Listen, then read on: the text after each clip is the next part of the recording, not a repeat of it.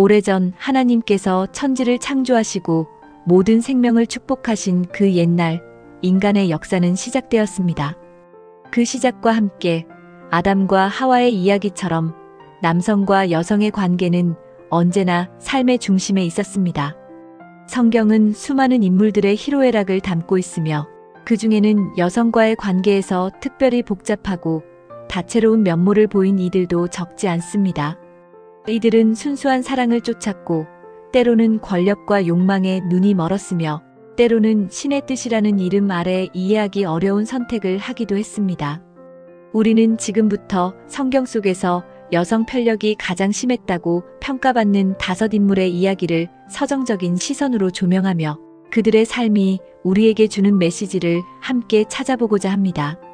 첫 번째로 만나볼 인물은 다름 아닌 이스라엘의 위대한 왕 다윗입니다. 그는 양치기 소년에서 왕위에 오른 입지전적인 인물로 하나님께서 직접 내 마음에 합한 사람이라 칭하실 정도로 신실한 믿음을 가졌던 사람이었습니다. 하지만 그의 삶은 신앙만큼이나 인간적인 욕망과 번민으로 가득 차 있었습니다. 성경은 다윗이 여인들과 맺었던 수많은 관계들을 숨김없이 기록하고 있습니다. 사무엘하 3장 2절에서 5절에는 그의 아내들 아히노암, 아비가일, 마아가, 핫깃, 아비달, 에글라가 명시되어 있으며 이들은 각기 다른 배경과 사연을 가지고 다윗의 삶에 들어왔습니다. 특별히 그의 삶에 큰 그림자를 드리웠던 사건은 밧세바와의 간음입니다. 다윗은 왕궁 지붕 위를 거닐다가 목욕하는 밧세바의 아름다운 모습에 마음을 빼앗겼습니다. 그는 밧세바를 불러 동침했고 이로 인해 밧세바는 임신하게 됩니다. 밧세바의 남편 우리아는 다윗의 충실한 용사였지만 다윗은 자신의 죄를 덮기 위해 우리아를 전쟁터의 가장 치열한 곳으로 보내죽게 만듭니다. 시편 51편에서 다윗은 이 죄를 깊이 회개하며 하나님이여 주의 인자를 따라 내게 은혜를 베푸시며 주의 많은 긍휼을 따라 내 죄악을 지워 주소서라고 고백합니다. 그의 회개는 진실했지만 이 사건은 그의 가문에 영원한 아픔을 남겼습니다. 우리는 다윗의 이야기를 통해 아무리 위대한 인물이라 할지라도 인간의 연약함 앞에서 넘어질 수 있음을, 그리고 죄의 결과가 얼마나 무거운지를 깨닫게 됩니다. 동시에 그의 깊은 회개는 우리에게 용서와 구원의 희망을 보여줍니다. 두 번째 인물은 다윗의 아들이자 이스라엘 역사상 가장 지혜로웠던 왕 솔로몬입니다. 열왕기상 4장 29절에 기록된 바와 같이 하나님께서 솔로몬에게 지혜와 총명을 심히 많이 주시고 또 넓은 마음을 주시되 바닷가의 모래같이 하시니 그는 하나님의 축복으로 엄청난 지혜와 부귀영화를 누렸습니다.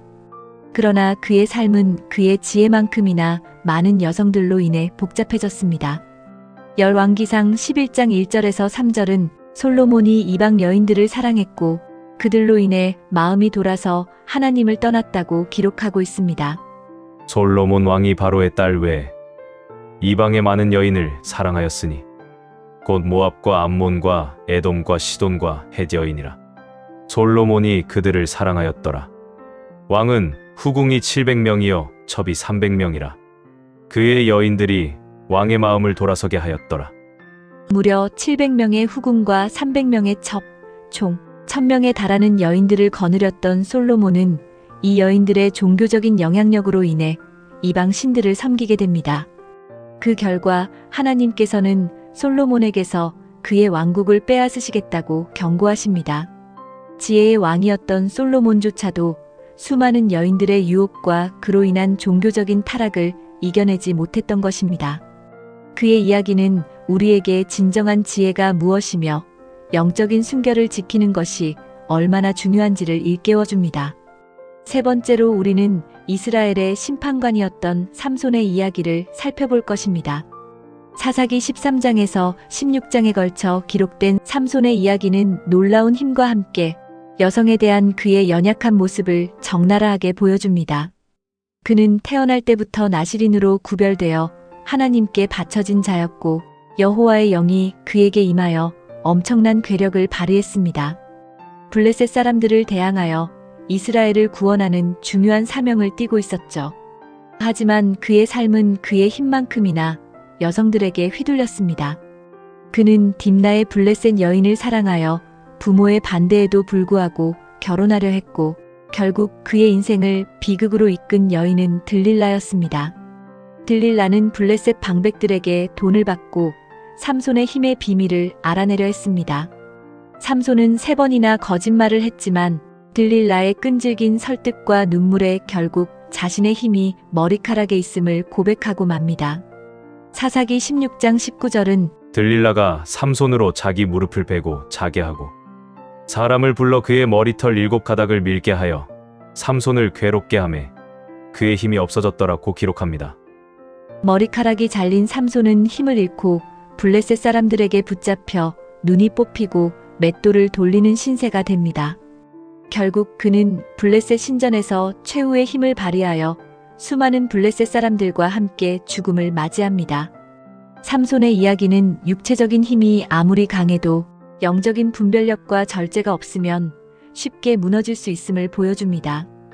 유혹 앞에서 얼마나 단호해야 하는지, 그리고 하나님의 말씀에 순종하는 것이 얼마나 중요한지를 우리에게 가르쳐 줍니다. 4번째 인물은 에스더서에 등장하는 아하수에로 왕입니다. 페르시아 제국의 광대한 영토를 다스렸던 아하수에로 왕은 그의 위엄을 과시하기 위해 백성들을 위한 잔치를 베풀었습니다.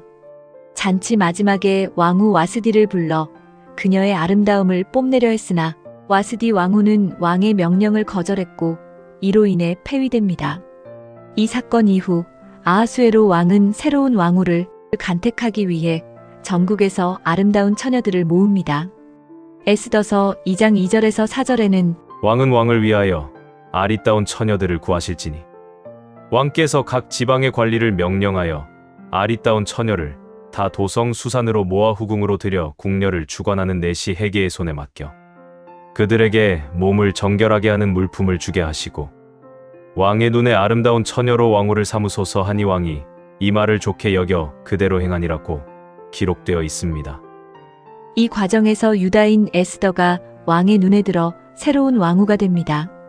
아하수에로 왕의 이야기는 비록 다른 인물들처럼 수많은 여성과의 복잡한 개인적인 관계가 직접적으로 묘사되지는 않지만 그의 문화와 통치 방식 자체가 여러 여성들을 왕후 후보로 모으고 후궁을 두는 것이 당연시되는 시대적 배경을 보여줍니다. 이는 당시 왕들의 권력과 위세가 여성들을 소유의 대상으로 여기는 경향과 맞물려 있음을 시사합니다. 그의 이야기는 권력의 무분별한 행사와 그로 인해 발생하는 여성들의 삶의 변화, 그리고 한편으로는 에스더를 통해 역사를 바꾸는 하나님의 섭리를 보여주는 배경이 됩니다. 마지막으로 우리는 성경 속에서 특별히 지목되지는 않지만 그 행동 양식으로 미루어 볼 때 여성과의 관계에서 많은 논란을 야기할 수 있는 인물 유형으로 구약시대의 족장들을 꼽을 수 있습니다. 예를 들어 아브라함은 아내 사라의 제안으로 여종 하갈과 동침하여 이스마엘을 낳는 장면이 나옵니다. 창세기 16장 2절에서 4절에 아브람이 하갈과 동침하였더니 하갈이 임신하매라고 기록되어 있습니다. 또한 야곱은 레아와 라헬 외에도 비라와 실바라는 두 첩을 통해 여러 아들을 낳습니다. 창세기 30장 3절에서 4절에 라헬이 이르되 내 여종 비라에게로 들어가라. 그가 아들을 낳아 내 무릎에 두리니 그러면 나도 그로 말미암아 자녀를 얻겠노라 하고 그의 시녀 비라를 남편에게 주어 아내로 삼게 하였더니 야곱이 그에게로 들어갔더니라고 기록되어 있습니다. 이러한 행위들은 당시 문화에서는 자연스러운 일이었을지 모르나 현대의 관점에서 볼 때 일부 다처제와 첩제도는 여성의 인권을 침해하는 논란의 여지가 충분합니다. 성경은 이러한 족장들의 인간적인 연약함과 불완전함을 숨김없이 드러내며 동시에 하나님께서 그들의 불완전함 속에서도 당신의 계획을 이루어 가시는 놀라운 섭리를 보여줍니다. 우리는 이들의 이야기를 통해 시대적 배경과 현대적 윤리 사이의 간극을 이해하고 성경이 단순히 도덕 교과서가 아니라 인간의 실존적인 모습을 보여주는 깊이 있는 이야기임을 깨닫게 됩니다. 사랑하는 여러분, 우리는 오늘 성경 속에서 여성 편력으로 논란이 되었던 5 인물의 삶을 잠시나마 엿보았습니다. 다윗의 밧세바 사건, 솔로몬의 수많은 여인들로 인한 타락, 삼손의 들릴라 유혹, 아하수에로 왕의 왕후 간택, 그리고 족장들의 첩을 통한 자녀 생산에 이르기까지 이들의 이야기는 단순히 과거의 기록이 아니라 오늘날 우리에게도 많은 생각할 거리를 던져줍니다.